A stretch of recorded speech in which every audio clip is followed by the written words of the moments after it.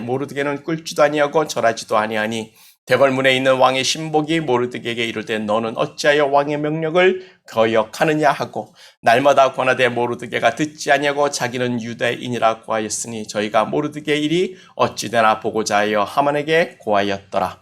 하만이 모르드게가 꿀지도 아니하고 절하지도 아니함을 보고 심히 노하더니 저희가 모르드게 민족을 하만에게 고한 거로 하만이 모르드게만 죽이는 것이 경하다 하고 아수에로의 온 나라에 있는 유다인 곧 모르드게 민족을 다 멸하고자 하더라. 아수에로 왕 12년 정월 곧 니산월에 무리가 하만 앞에서 날과 달에 대하여 부루 곧 제비를 뽑아 12월 곧 아다로를 얻은지라. 아멘. 여기까지만 봉독했습니다.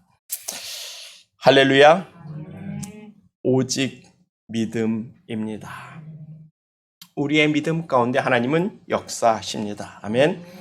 그러므로 믿음을 자랑하고 믿음을 선포합시다.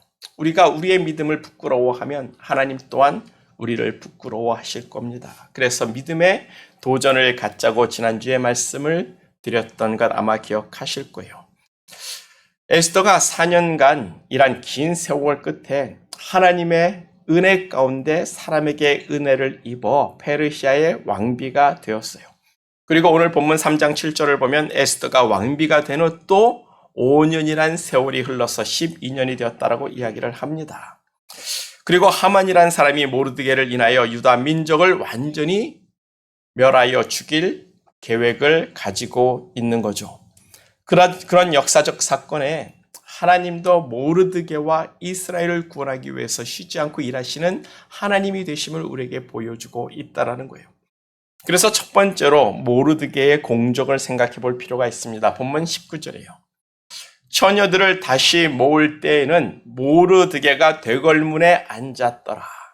여기서 처녀들을 다시 모을 때라는 것은 또 아수에로 왕이 다른 왕비 후궁을 찾기 위해서 또 이쁜 아내를 찾기 위해서 처녀들을 모았다라고 이야기를 하고 있는 거예요. 그래서 또다시 127도에서 처녀들을 모으고 있을 때에 모르드게가 대궐문에 앉았다라고 이야기를 하고 있는 거죠. 에스더가 왕후에 되기 전에는 그냥 평민이었던 것 같습니다. 그러다가 이제는 사촌 여동생이 왕후가 되었으니까 자기를 키워준 큰 사촌 오빠한테 뭔가 한 자리를 해줬다라는 생각을 우리가 생각해 볼 수가 있는 거예요. 그렇다고서 대단한 직책은 아닙니다. 앉았다라는 것으로 봐서 대궐문에 드나드는 사람들과 물건들을 인스펙션하고 장부를 관리하는 직책이었을 거라는 것을 우리가 상상해 볼 수가 있어요. 그런데 그 자리가 모르드게한테는 축복의 자리가 되는 겁니다. 나중에 왕에게 큰 은혜를 입을 사건이 그 자리에서 터지게 되는 건데 본문 2장 21절을 보면 대궐문을 지키는 왕의 내시 빅단과 데레스 두 사람이 왕에게 원한을 품어서 왕을 암살하려고 모의를 했었다라는 거예요. 그것을 모르드게가 우연히 듣게 되고 에스더를 통해서 아수에로 왕에게 그 사건의 전말을 다 고하게 되는 거죠. 아수에로 왕이 당연히 에스더의 남편인데 그 남편이 죽으면 에스더는 정말 아무것도 아닌 것이 되는 겁니다. 그래서 가만히 있을 수가 없으니까 냅다 달려가서 에스더에게 정말 저자들이 왕을 죽이려 한다고 알리고 에스더가 또 왕에게 알려서 이 암살 계획이 좌초가 되고요.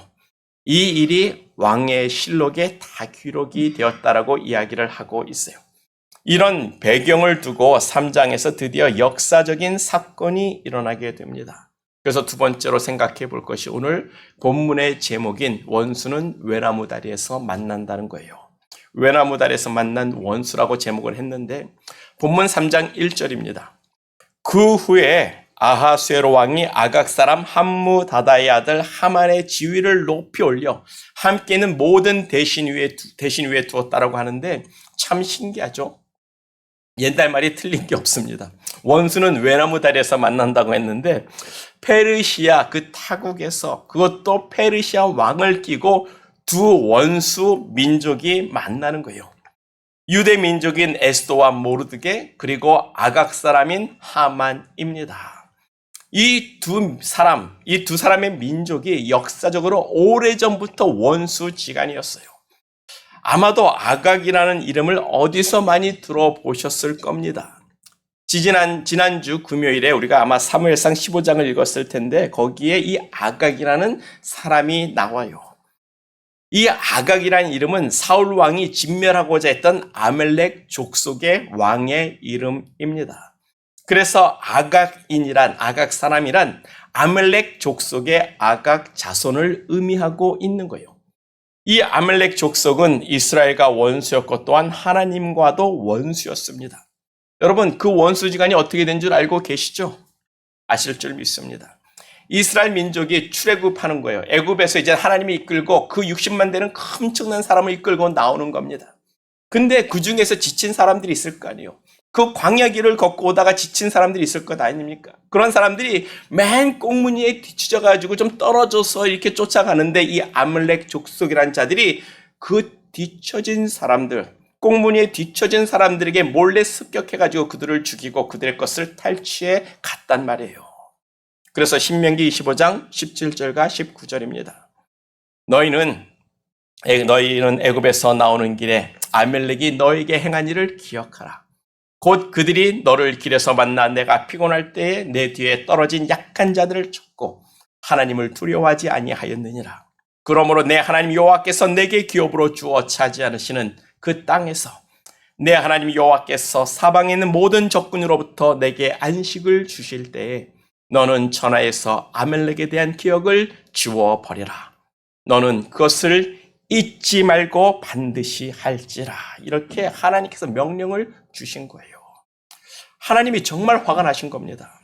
아멜렉 족속이 비겁하게 이스라엘에 지친 그 사람들을 공격한 것에 대해서 하나님이 직접 그 이스라엘 민족을 이끌고 가고 있는데도 하나님을 두려워하지 않냐고 그 뒤처진 사람을 공격한 것에 대해서 하나님이 정말 화가 났고 뚜껑이 열리신 거예요. 천하에서 그들을 지워버리라고 말합니다. 사람들로 아멜렉 족속이 이 세상에 있었던가 할 정도로 다 죽여서 사람들의 생각에서 아멜렉 족속이 있었다는 것조차 기억하지 못하도록 다 죽여버리라는 거예요. 그래서 사울이 왕이 되고 사방의 모든 적들로부터 이제 안식을 얻을 때에 하나님께서 이 아멜렉 족속의 죄악을 기억하시고 사울 왕에게 명령을 하는 거예요.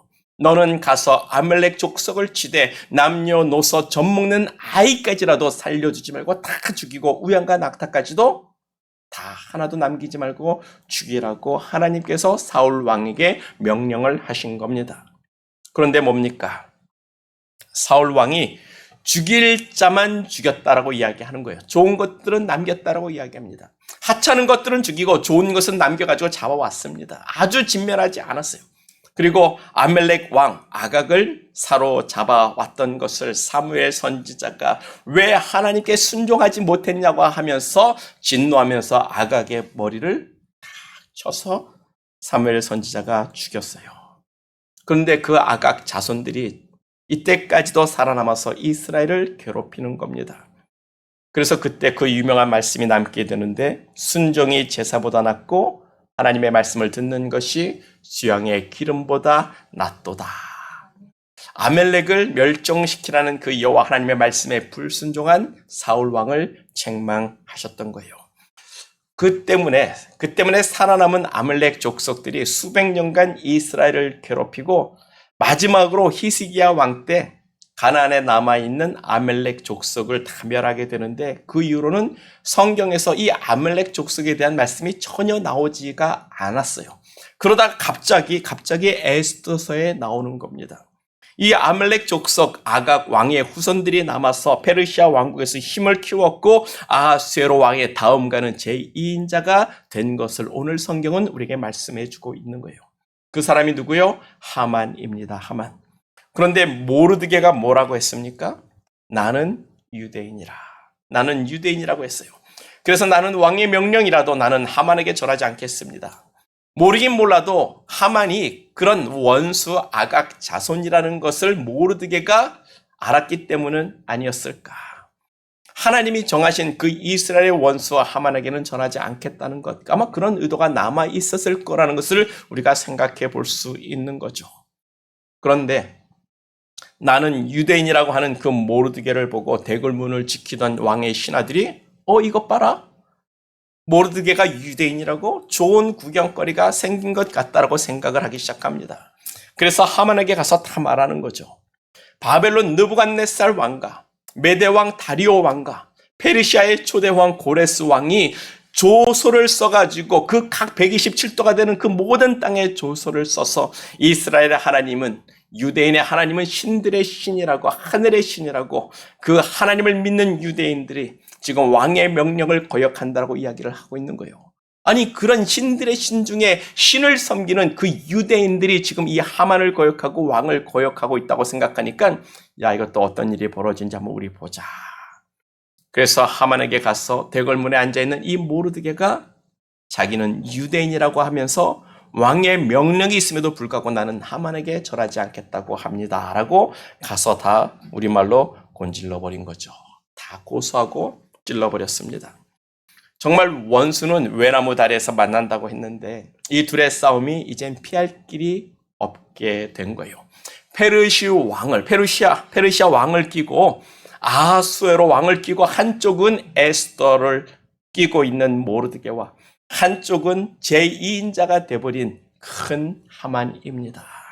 이 두 집단의 싸움이 시작되는 거예요.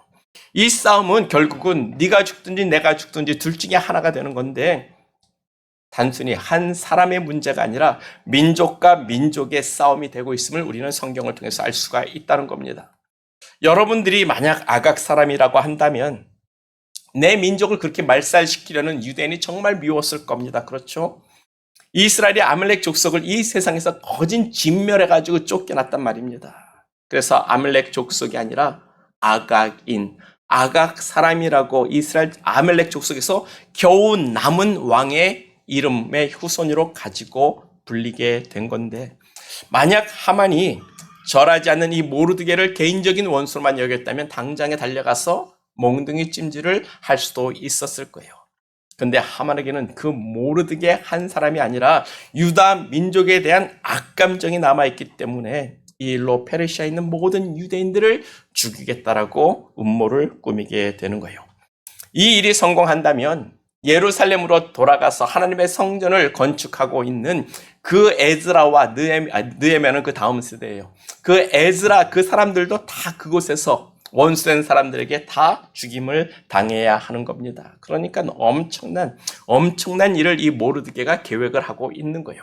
그래서 3장 7절을 보면 아하수에로 왕 제12년 첫째 달 곧 니산월에 무리가 하만 앞에서 날과 달에 대하여 부루 곧 제비를 뽑아 12째 달 곧 아다로를 얻은지라. 하만이 자기 사람들과 언제 이 유대인 주시들을 다 잡아 죽일까?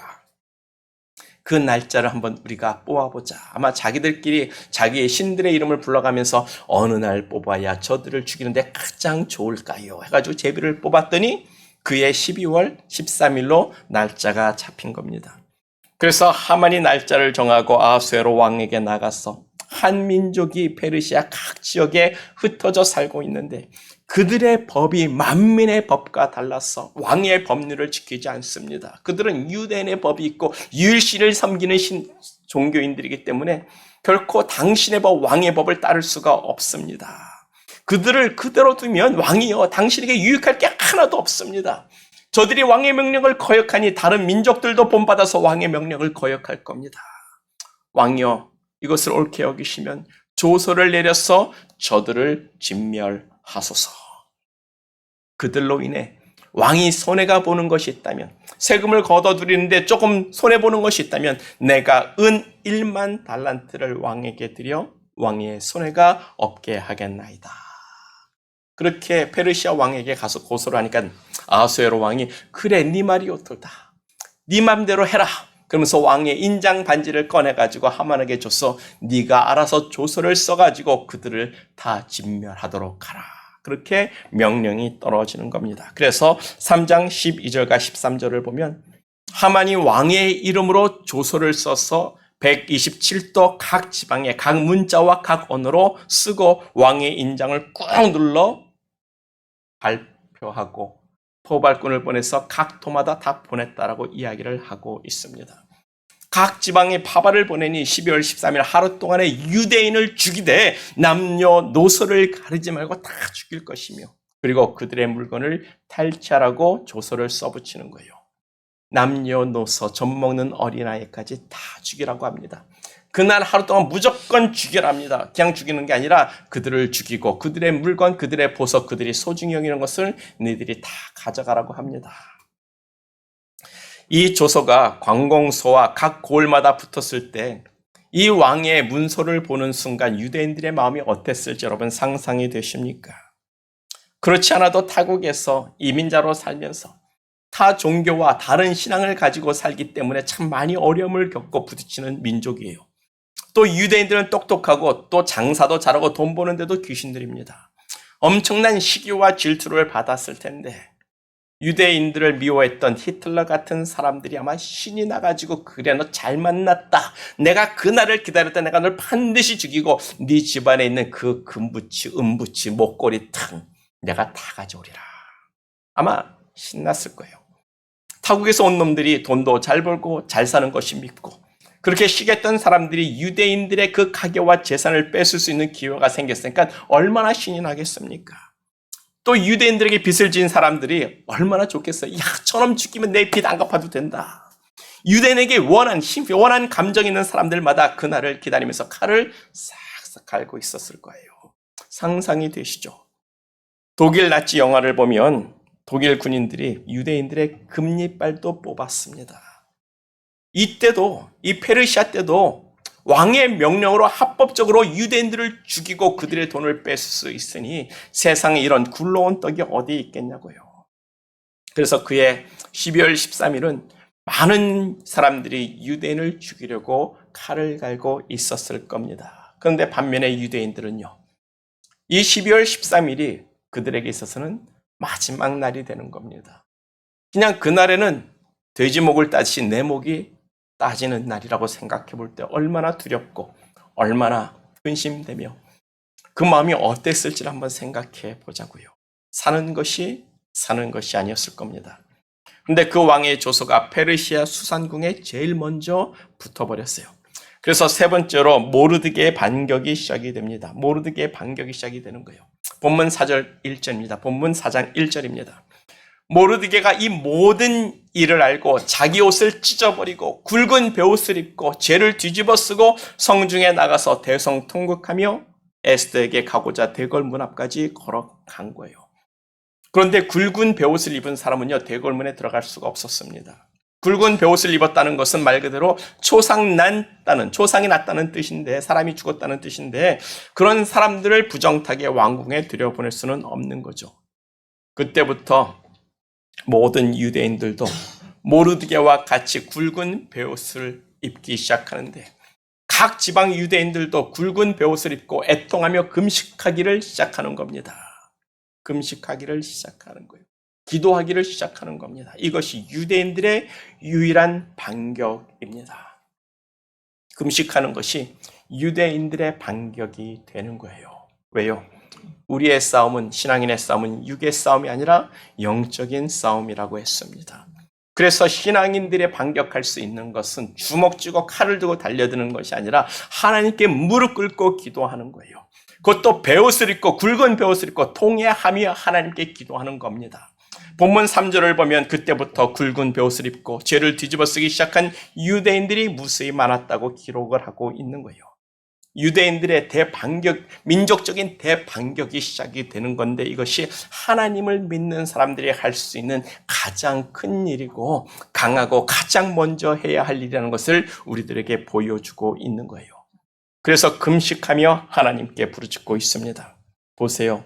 고린도후서 10장 4절에 이런 말씀이 있습니다. 우리의 싸우는 병기는 육체에 속한 것이 아니요 오직 하나님 앞에 견고한 진을 파는 강력이라고 말씀하고 있어요. 오직 하나님 앞에서 우리가 무릎 꿇고 기도하는 것이 강력한 파워와 강력한 힘이 된다고 말씀하고 있는 겁니다. 우리가 하나님 앞에서 기도하는 것이 우리를 향해 들어오는 적군의 견고한 진을 깨부시는 강한 하나님의 파워라고 말씀하고 있는 거예요. 기도가 견고한 진을, 전파하는 강력이라고 말씀하고 있는 겁니다.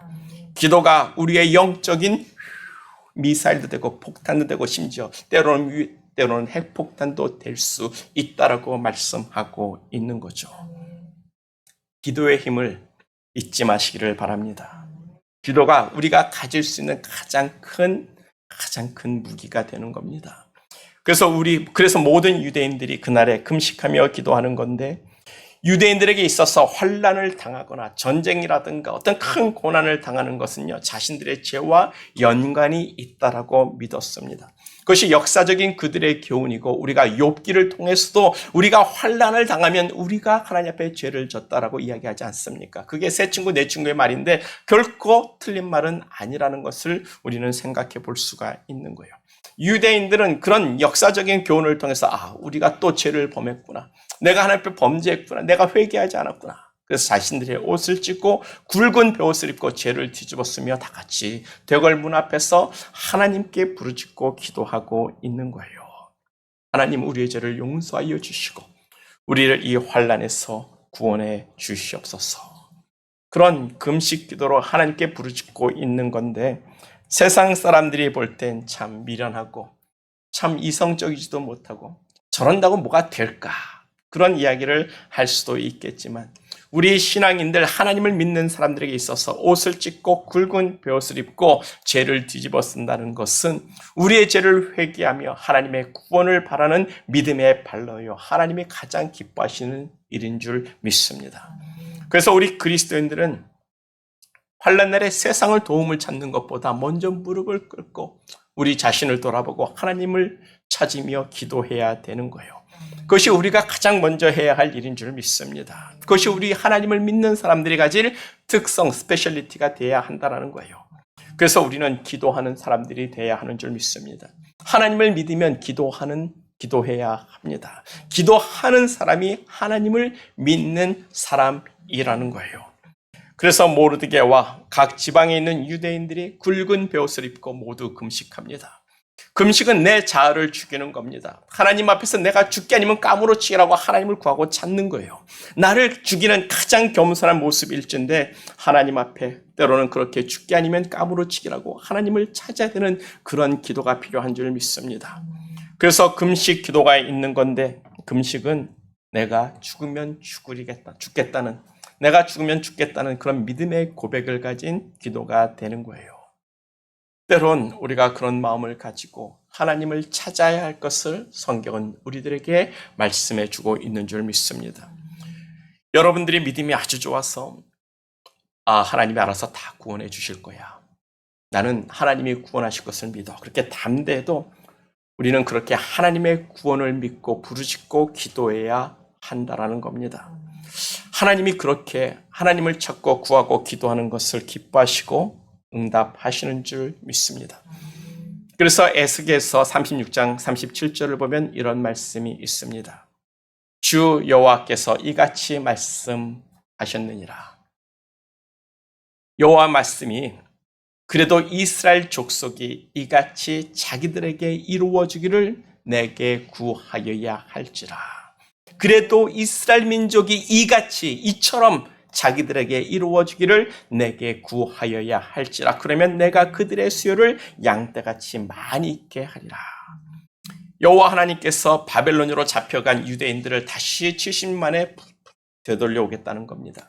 그리고 망하고 멸망한 그 예루살렘 성에 다시 중건되고 거의 예루살렘 성에 많은 사람들이 오고 가게 될 것이라고 예언을 해 주셨어요.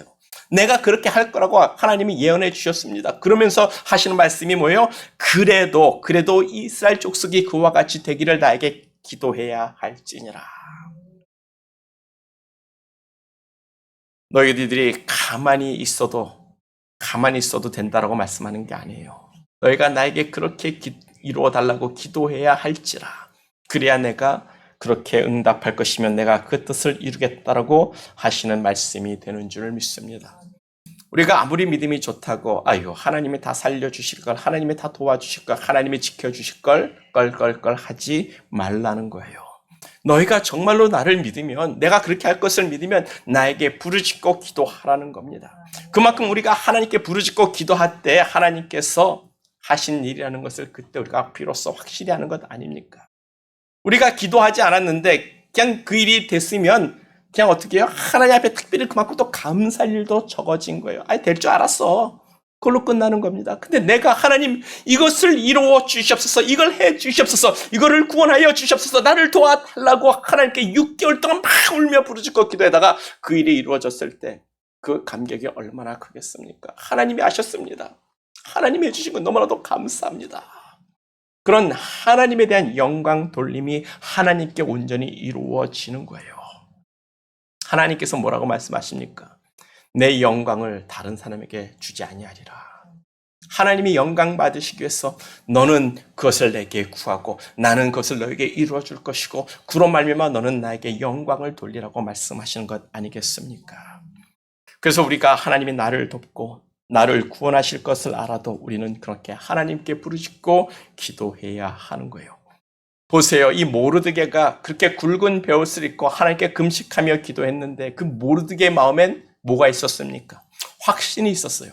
하나님께서 우리 유대인을 구원하실 것을 분명히 알고 있었던 사람이라는 거예요.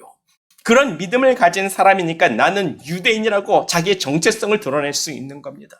내가 유대인이라고 이야기해도 내가 죽을 수도 있고 내가 위협을 당할 수도 있지만 그래도 하나님이 나를 지켜주실 거라는 그 믿음이 있기 때문에 나는 유대인이라고 담대히 말하는 것 아니겠습니까? 그래서 에스더와 모르드게의 대화를 보면 모르드게가 에스더에게 말하기를 왕에게 나가서 네가 왕 앞에서 유다 민족을 위하여 간구해야 할지라. 그러니까 에스더의 대답이 뭡니까? 저는 왕의 부름이 없이는 갈 수가 없습니다.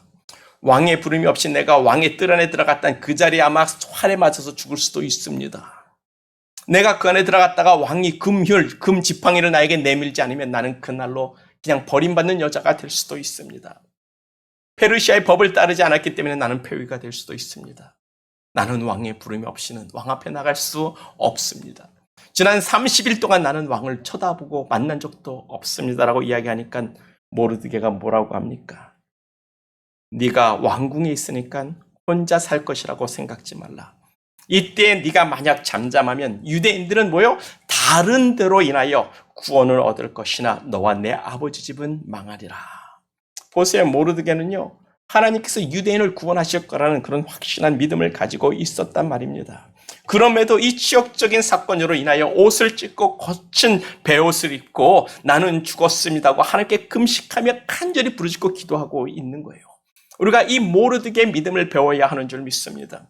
환난 날에 두렵고 지치고 힘들어도 막연히 하나님이 구원해 주실 걸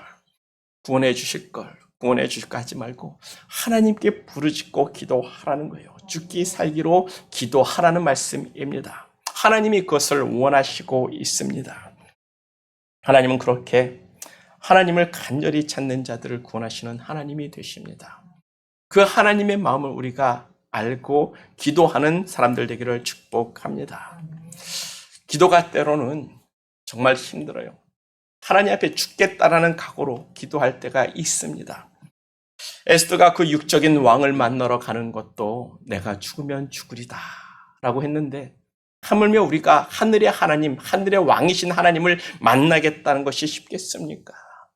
세상의 왕을 만나러 가는 것도 내가 죽으면 죽겠다라고 나서는데 우리가 전능하신 하나님을 만나겠다라고 하나님을 부르짖으면서 우리가 죽겠다는 각오 없이 하나님을 만날 수 있을 거라고 여러분 생각하십니까? 우리가 얼마만큼 하나님을 찾고 구하고 있으십니까? 우리가 얼마만큼 하나님을 뵙기를 원하며 하나님께 기도하며 간구하고 있습니까? 제가 경험한 하나님을 생각해 보면 하나님의 음성을 듣고 하나님을 경험하고 내가 하나님의 은혜를 받았던 것이 결코 쉬운 일이 아니었다는 것을 저는 알고 있어요. 제가 처음 은혜를 받고 하나님의 음성을 듣고 기적을 보면서 내가 하나님의 은혜를 누렸을 땐 저는 그때 하루에 8시간씩, 10시간씩 찬양하며 기도했었을 때입니다.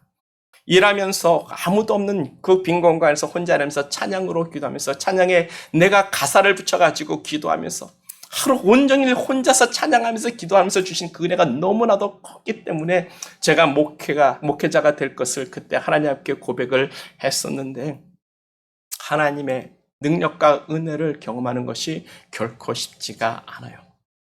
또 하나님의 기도 응답을 받기 위해서 6개월 동안 하루도 쉬지 않고 시간을 정해놓고 1시간이 넘도록 하나님께 부르짖고 기도해서 응답을 받았었습니다. 그때 주신 하나님의 응답이 있어서 우리가 이 교회 건물을 살 수 있는 발판이 만들어지기도 했어요.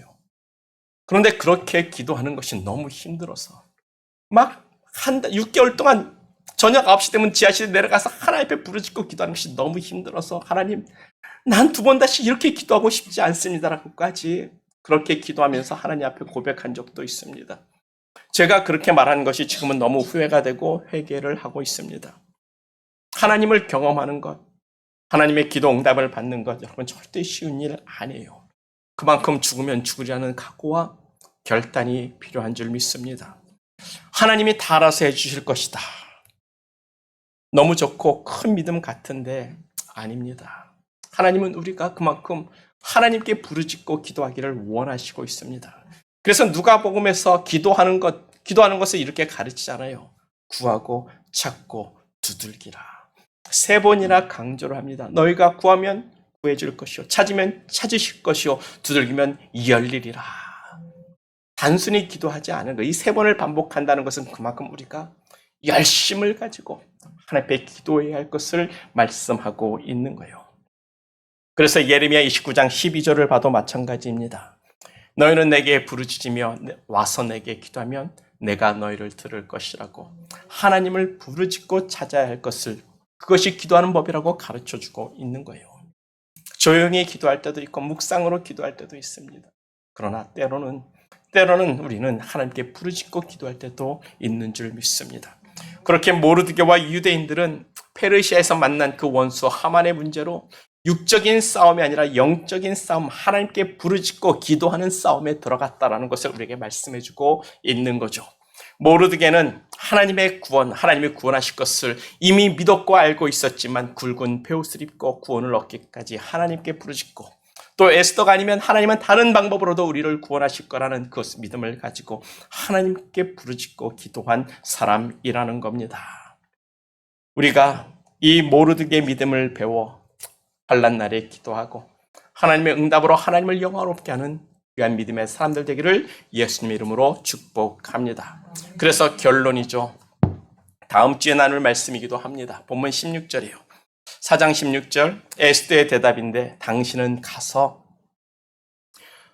수산에 있는 유대인을 다 모으고 나를 위하여 금식하되 밤낮 3일을 먹지도 말고 마시지도 마소서. 나도 나의 시녀와 더불어 그렇게 금식한 후에 규례를 어기고 법을 어기고 왕에게 나아가리니 내가 죽으면 죽으리이다. 아멘. 우리도 하나님께 부르짖는 믿음 가운데 죽으면 죽으리라는 영적인 도전, 믿음의 도전을 가져야 할 줄 믿습니다. 내가 죽으면 죽으리다. 하나님을 향한 부르짖음, 그 믿음 가운데 이러한 영적인 도전이 생기는 거예요. 하나님께 부르짖다 보면 이런 믿음의 도전이 우리의 마음속에서 일어나는 줄 믿습니다. 그래서 우리는 기도해야 됩니다. 하나님께 부르짖고 기도하는 우리 모두가 되기를 또다시 축복합니다. 기도하면 담대함이 생기고, 기도하면 안 되고 불가능한 일 같아도 할 수 있다라는 담대함이 생기게 되는 거예요. 그런 믿음 가운데 하나님은 우리 가운데서 역사하십니다. 우리 다 같이 기도하겠습니다. 기도할 때 내가 기도하기 원합니다. 내가 하나님께 부르짖고 기도할 수 있는 힘을 달라고 기도합시다. 우리의 가진 모든 문제를 가지고 하나님 나와 함께 달라고 기도하는 여러분 되기를 간절히 축복합니다. 다 같이 기도합니다.